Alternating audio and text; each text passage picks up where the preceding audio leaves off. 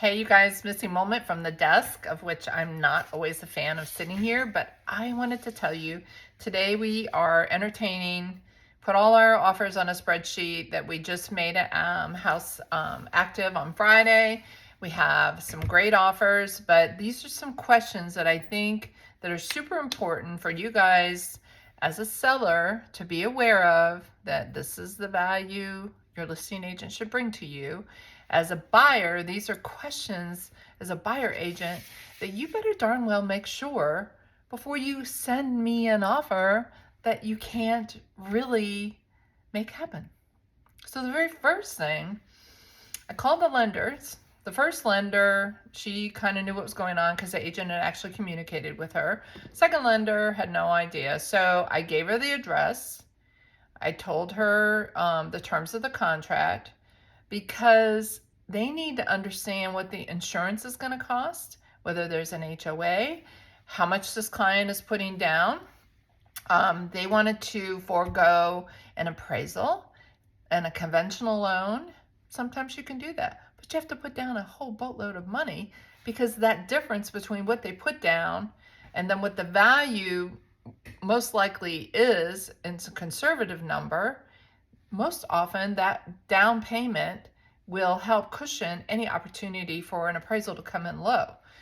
So anyway, these guys only want to put down 3%. And I kept asking her, I'm like, well, if they put down 10%, if they put down 20%, can they forego the appraisal? No. And that being because this gentleman has multiple other properties, has rental properties. So first thing, it's not going to happen with this contract. They're not going to be able to forego an appraisal, which does make it obviously exciting for the buyers, or excuse me, for the sellers to not have to deal with that contingency. Although I know this will appraise, it's just one less thing that we'd have to worry about. The other thing I would always ask is, like, have you pulled their credit? You know, you guys, one would think that they automatically, before you get a pre-approval letter, that the lender would pull their credit and make sure that they actually can shop and can find and then buy a house. You never know. So have you pulled their credit? Do they have a job? Have they paid their taxes last couple years? Because that can bite you in the butt too. And the other thing, do you have their documents? Have they already provided you with everything that you need on your little checklist? That's a killer right there. Half the time, that's the slow down part of a loan, is the buyers. The buyers take forever sometimes to push their money and their documents to the loan officer. So the other thing is, I'm not a fan of the lender who is sent the pre-approval, because I know their credit union, and the same thing for this insurance company. You can like say, hey, I want a loan for $500,000 and send me a pre-approval letter, and it automatically spits it out, and they haven't done anything. So I really want to make sure, and when the lender says, hey, yeah, I'll quote you this interest rate. Well, you can't freaking quote an interest rate until you have a property. You have to have an address to lock in an interest rate. Quote you an interest rate is all things, but until you have that address and you can lock in an interest rate, please, people, buyers, do not believe the opportunity to get a lower interest rate until you have a contract in with that lender. So the other things I like to do, I want to make sure, of course, that they have their documents. I want to make sure they pull their credit, make sure these people have paid their taxes, make sure that they are employed. Here we have a lot of people that are retiring, and they're going from a uniform to a suit for a corporate job. Have they gotten their first 60 days of pay vouchers yet? No, maybe not. Are they intending to take 6 months of all that leave that they have, acquired over the last couple of years? It's either use or lose. You guys, do they have a job? Have they received their pay vouchers? Are they getting out of the military? Those are really important questions for our area here.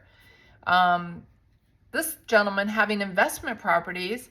The other thing is, and really super important, is, do they have the reserves if this investment property that he's now is his primary that he intends to rent out, does he have the reserves to show that if it doesn't go under lease, or if his tenants don't pay their rent, does he have the reserves to cover that? Or is he going to go in debt with his new house? So this guy has 2 rental properties. So the reserves are going to have to be shown for those 2 rental properties with a lease in place.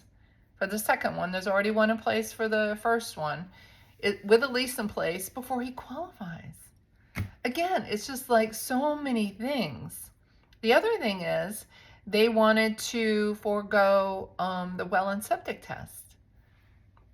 Okay, so what if the lender says, I need a water test? And we're like 3/4 of the way through the deal and the timeline. No, ask that question up front. Does this lender need a water test in order for this client to qualify for the loan? Different loans have different qualifications. Different loans need different things. So you guys, as a listing agent, these are the things that I do. These are the things that make our deals fly. As a buyer, you guys, if you're a lister or you're representing buyers and you're a buyer agent, you guys don't just send me a contract without knowing the answers to these questions. It's worthless. Okay, so with that said, you guys who go hire an attorney to do your deals, you really think he's going to call the lenders and ask these questions? Do you really think that he's going to be as efficient in making sure that your transaction is going to go through, that you're not removing your house from the market for nothing, and you're wasting all this time and all this effort, and then you're going to have to restage it and put it back on the house again, or back on the market again? Think about it, you guys. Think about the value your agent brings to the table and how educated they are and what the boots on the ground experience brings to the table. Anyway, that's my missing moment. I'm going to call the next lender now and get these questions answered. I hope you guys have a great one. Bye-bye.